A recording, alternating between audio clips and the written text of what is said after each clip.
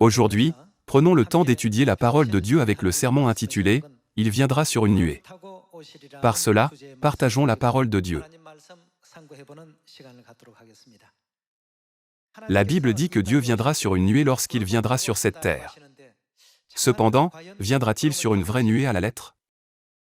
Une nuée, le nuage, n'est-elle pas simplement un amas de vapeur d'eau qui se solidifie en gelant? Alors, Dieu viendra-t-il vraiment sur cette terre d'une telle manière? Quelle est la signification réelle de cette question? Nous devons tous avoir une compréhension correcte de cela. Tout d'abord, ouvrons l'Évangile selon Luc chapitre 21 et étudions la parole de Dieu, afin de pouvoir correctement connaître et comprendre les idées fausses des gens. Grâce à cela, nous pourrons réveiller le monde et le conduire à la bonne interprétation. Voyons la parole de Dieu dans l'Évangile selon Luc chapitre 21, verset 27. Alors on verra le Fils de l'homme venant sur une nuée avec puissance et une grande gloire. Quand ces choses commenceront à arriver, redressez-vous et levez vos têtes, parce que votre délivrance approche. Cela est clairement écrit dans la Bible. Puisque la Bible dit qu'il viendra sur une nuée, alors il viendra sûrement sur une nuée. Cependant, ne devrions-nous pas comprendre ce que Jésus voulait dire, en disant qu'il viendrait sur une nuée, et accepter la vraie signification de ces paroles? Même avant que Jésus ne donne cet enseignement à ses disciples, la prophétie selon laquelle Jésus viendrait sur une nuée lors de sa venue sur cette terre, a déjà été écrite par le prophète Daniel.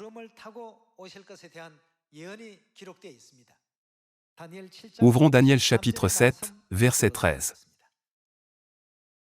Je regardais pendant mes visions nocturnes, et voici, sur les nuées des cieux arriva quelqu'un de semblable à un fils de l'homme. Qui désigne ici quelqu'un de semblable à un fils de l'homme? Cela ne désigne-t-il pas Jésus? Sur quoi quelqu'un de semblable à un fils de l'homme est-il venu? Sur les nuées des cieux arriva quelqu'un de semblable à un fils de l'homme, il s'avança vers l'Ancien des jours, et on le fit approcher de lui. On lui donna la domination, la gloire et le règne, et tous les peuples, les nations, et les hommes de toute langue le servirent. Sa domination est une domination éternelle qui ne passera point, et son règne ne sera jamais détruit.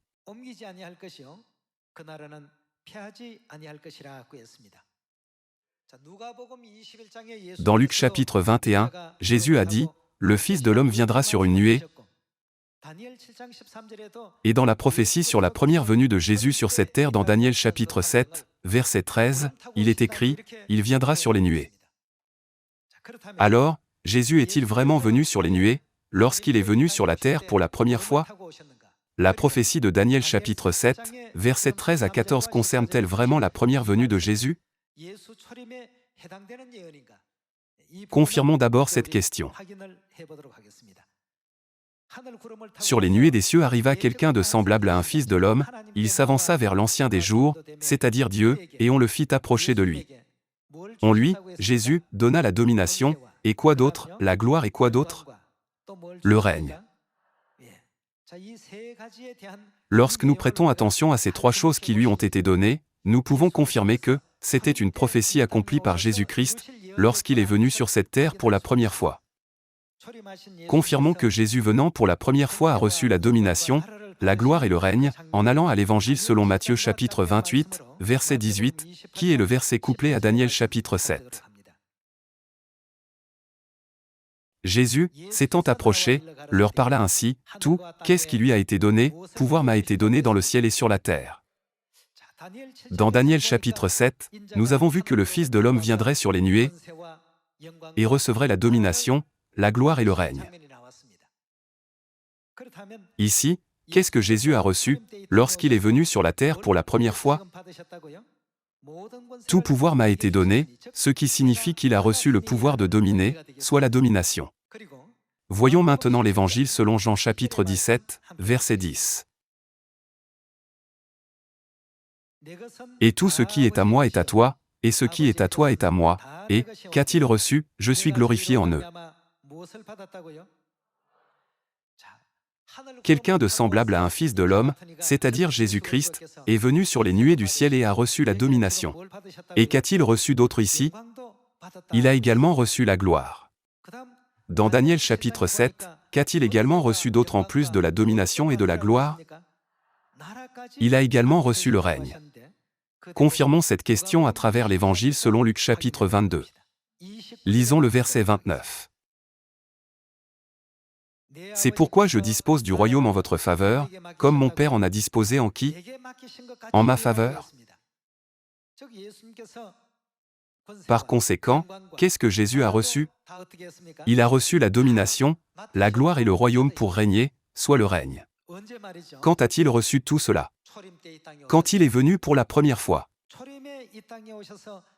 Nous avons maintenant confirmé à travers les scènes écrites dans Matthieu chapitre 28, Jean chapitre 17 et Luc chapitre 22, que Jésus a reçu la domination, la gloire et le règne lorsqu'il est venu pour la première fois. Dans Daniel chapitre 7, verset 13, il a été prophétisé, « Le Fils de l'homme viendra sur les nuées, et recevra la domination, la gloire et le règne. » Cependant, Jésus-Christ, qui est quelqu'un de semblable à un fils de l'homme, est venu sur cette terre, et a reçu la domination, la gloire et le règne. Quand cela s'est-il produit? Lors de sa première venue. Alors, lorsque Jésus est venu pour la première fois pour sauver toute l'humanité, est-il venu avec les nuées du ciel à la lettre? Il n'est pas apparu soudainement de nulle part sur une nuée. Au lieu de cela, comme nous le savons très bien à travers les paroles de l'Évangile selon Luc. Comment est-il venu sur cette terre? Il est venu en tant qu'enfant emmailloté, ce qui signifie qu'il est venu en chair. Bien qu'il ait été prophétisé qu'il viendrait sur cette terre en chair, la Bible a décrit qu'il viendrait sur les nuées. Alors, pourquoi la prophétie dit-elle qu'il viendrait sur les nuées, bien qu'il vienne en chair? À quoi sert une nuée? Une nuée couvre le soleil et bloque sa lumière. Bloquer la gloire est le but d'une nuée.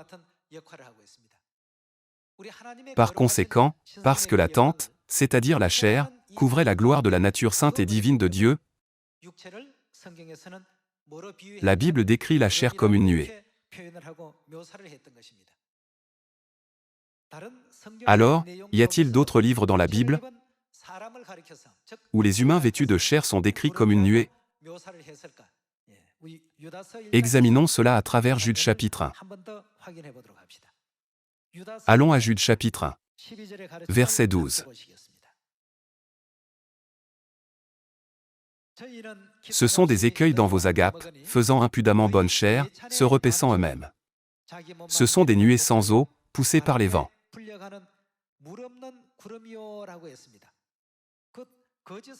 Dans ce verset, nous pouvons voir que les faux prophètes sont décrits comme des nuées sans eau. Ce sont des nuées sans eau, poussées par les vents, des arbres d'automne sans fruits, 2 fois morts, déracinés.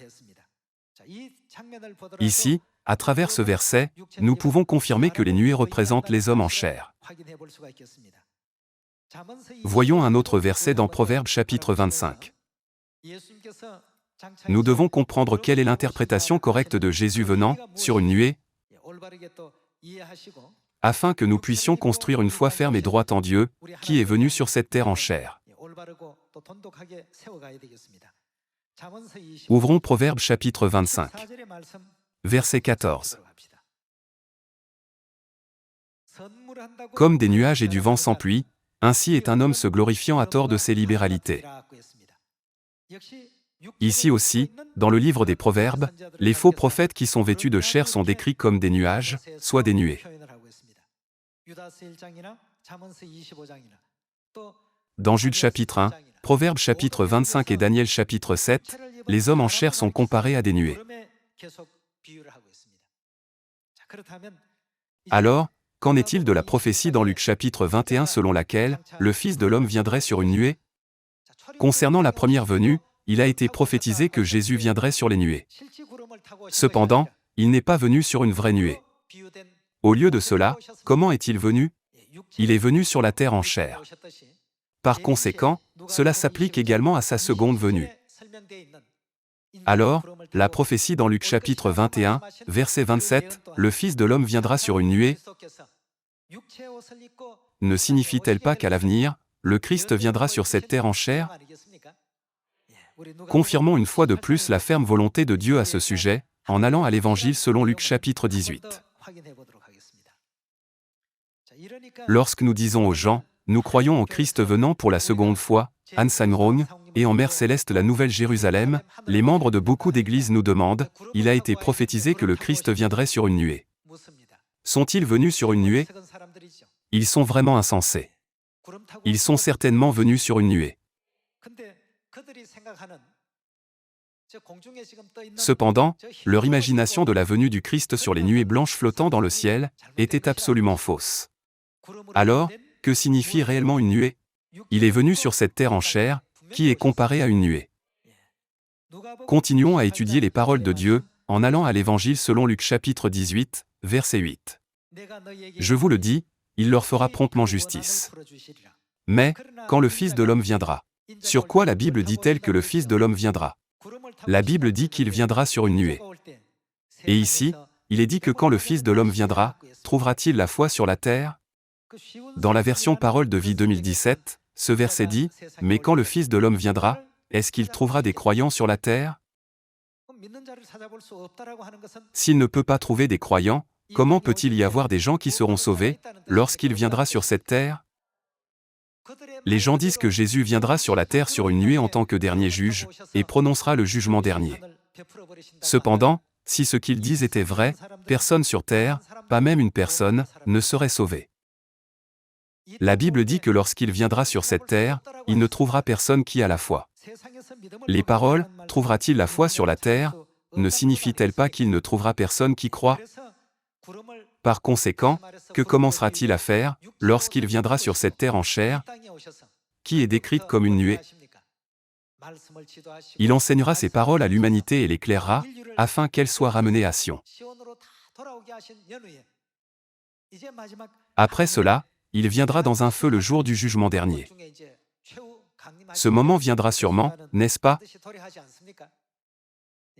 Ici, Jésus souligne le fait qu'il ne trouvera personne qui croit en disant, « Quand le Fils de l'homme viendra, trouvera-t-il la foi sur la terre ?» Si le jugement est exécuté alors qu'il n'y a personne qui croit, personne ne pourra recevoir le salut. Puisque personne ne pourra recevoir le salut, que fera le Christ pour ceux qui l'attendent? Il viendra une seconde fois. Le fait qu'il viendra une seconde fois signifie qu'il viendra sur cette terre en chair, tout comme sa première venue pour sauver toute l'humanité. Dieu ne vient pas sur cette terre sur une nuée afin de porter son jugement. Il vient plutôt sur cette terre en chair, c'est-à-dire sur une nuée, pour enseigner à ceux qui n'ont pas une compréhension correcte de la volonté de Dieu. Par conséquent, que dit Hébreux chapitre 9? Il est écrit, « Il apparaîtra une seconde fois pour le salut ». Voyons plus à ce sujet dans Michée chapitre 4, verset 1. Il arrivera, dans la suite des temps. Cela ne signifie-t-il pas la dernière époque? La dernière époque n'est-elle pas l'époque où Jésus viendra sur cette terre sur une nuée? Que la montagne de la maison de l'Éternel sera fondée sur le sommet des montagnes, qu'elle s'élèvera par-dessus les collines, et que les peuples y afflueront. Des nations s'y rendront en foule, et diront, « Venez, et montons à la montagne de l'Éternel, à la maison du Dieu de Jacob, afin qu'il fasse quoi?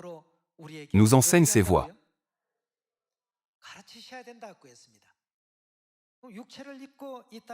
S'il ne vient pas sur cette terre en chair et ne nous enseigne pas ses voies, nous ne pourrons rien discerner correctement. Que pouvons-nous comprendre à travers la prophétie de Michée chapitre 4? Qu'est-ce que Dieu va faire à l'humanité en venant sur cette terre en chair, qui est décrite comme une nuée? Nous pouvons clairement voir qu'il est prophétisé qu'il viendra pour nous enseigner la vérité. Relisons le verset 2. Des nations s'y rendront en foule, et diront, « Venez, et montons à la montagne de l'Éternel, à la maison du Dieu de Jacob, afin qu'il nous enseigne ses voies, et que nous marchions dans ses sentiers. Car de Sion sortira la loi, et de Jérusalem la parole de l'Éternel. » Le temps de cette prophétie indique la même période que celle de Luc chapitre 21. Par conséquent, cette prophétie ne concerne-t-elle pas le temps du Saint-Esprit, où il est prophétisé que le Fils de l'homme viendra sur cette terre sur une nuée? Il ne vient pas dans le but d'exécuter le châtiment. Que fait-il après être venu sur cette terre en chair, qui est décrite comme une nuée?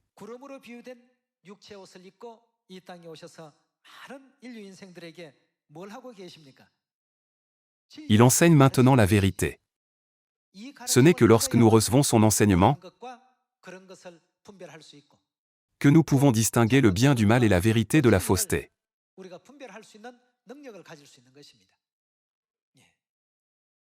Par conséquent, cela ne veut pas dire qu'il vient sur une nuée du ciel,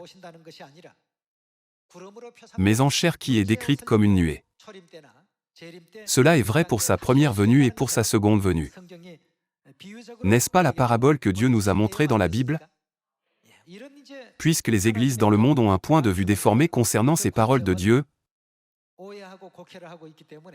elles ne peuvent jamais accepter Dieu qui est venu sur cette terre en chair. C'est parce qu'elles ne regardent que les nuages dans le ciel. Elles regardent seulement les nuages dans le ciel en pensant, seul celui qui vient sur une nuée du ciel est le vrai Dieu. Pensez-vous qu'elles pourront l'accepter? Au moment de la première venue de Jésus, beaucoup de Juifs ont pensé à tort, puisqu'Élie est monté au ciel dans un tourbillon, il descendra sûrement sur cette terre sur un char de feu dans un tourbillon.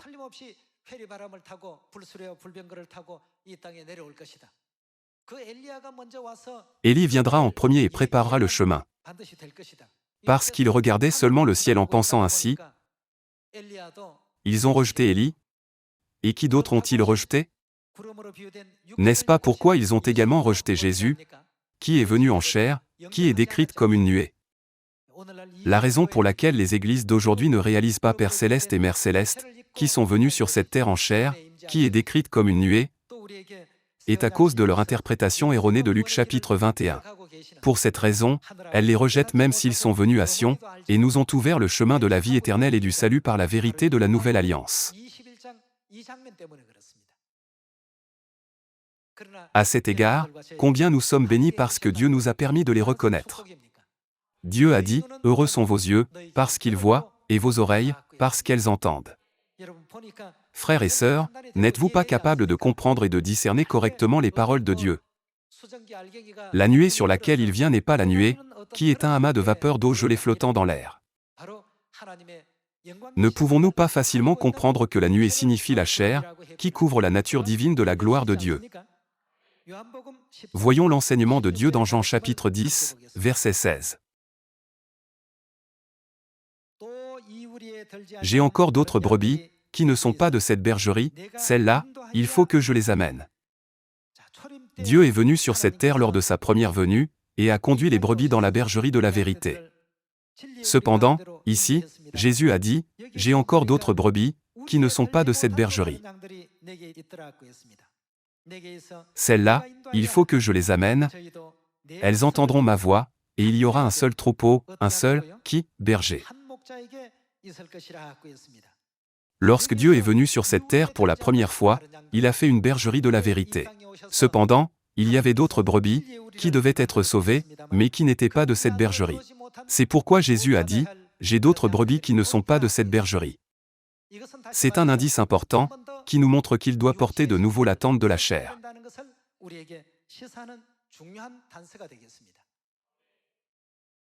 En ce qui concerne sa seconde venue sur cette terre en chair, il est écrit dans Luc chapitre 21, « Il viendra sur une nuée. »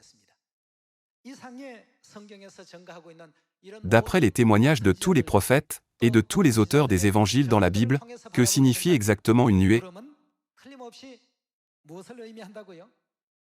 Cela signifie venir en tant qu'homme en chair. Alors, que signifie la prophétie, « Le Fils de l'homme viendra sur une nuée » ? En fin de compte, cela signifie que Jésus-Christ, en d'autres termes, l'Esprit et l'Épouse, viendra sur cette terre en chair pour notre salut. C'est pourquoi la Bible déclare que Jésus viendra sur une nuée. Cependant, de nos jours, les gens ne regardent que les nuages dans le ciel, comme au temps de la première venue de Jésus. Ils ont pensé, puisqu'Élie est monté au ciel sur un char de feu, le Messie ne peut jamais venir à moins qu'Élie ne descende d'abord sur un char de feu. Puisqu'Élie devait venir en premier et préparer le chemin du Messie, le chemin de Dieu, il regardait seulement le ciel en se demandant « Quand descendra-t-il sur un char de feu ?» Cependant, pendant qu'il regardait le ciel, Élie n'a-t-il pas grandi, et n'a-t-il pas crié dans le désert « Repentez-vous, car le royaume des cieux est proche » Et n'a-t-il pas témoigné de Jésus en disant « Voici l'agneau de Dieu, qui ôte le péché du monde »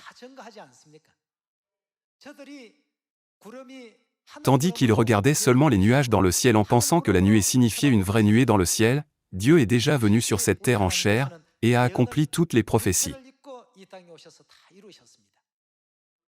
La nuée ne signifiait pas une vraie nuée, Dieu a décrit la venue en chair comme la venue sur une nuée, parce que la chair couvre la lumière brillante de la gloire de Dieu. Et dans Michée chapitre 4, il est prophétisé, il nous enseignera ses voies dans la suite des temps. N'est-il pas venu sur cette terre, n'a-t-il pas été baptisé, et n'a-t-il pas marché sur le chemin prophétisé pendant 37 ans selon la prophétie de David, en appelant ses enfants à Sion un par un, avant son ascension? C'est la raison pour laquelle la Bible a prophétisé sa venue en chair comme « venir sur une nuée ». En raison du manque de connaissances et de la compréhension incorrecte de la Bible, les gens ne peuvent pas réaliser la vérité sur le Christ.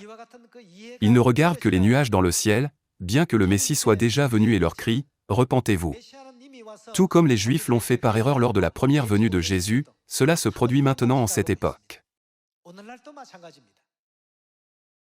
Le Messie est déjà venu sur cette terre et tient un festin du salut en disant « Venez » à toute l'humanité. Cependant, il regarde toujours le ciel sans réfléchir. Qu'arrivera-t-il à ceux qui regardent simplement les nuages? Ils ne moissonneront pas. Ils ne peuvent pas accomplir leur volonté et leur objectif. Dieu Elohim nous a permis cet enseignement gracieux et absolu de la vérité, et nous a fait connaître la volonté de Père et Mère, en nous l'enseignant en cette époque.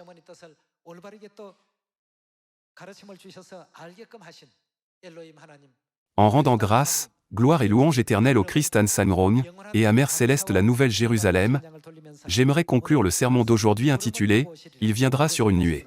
Merci beaucoup.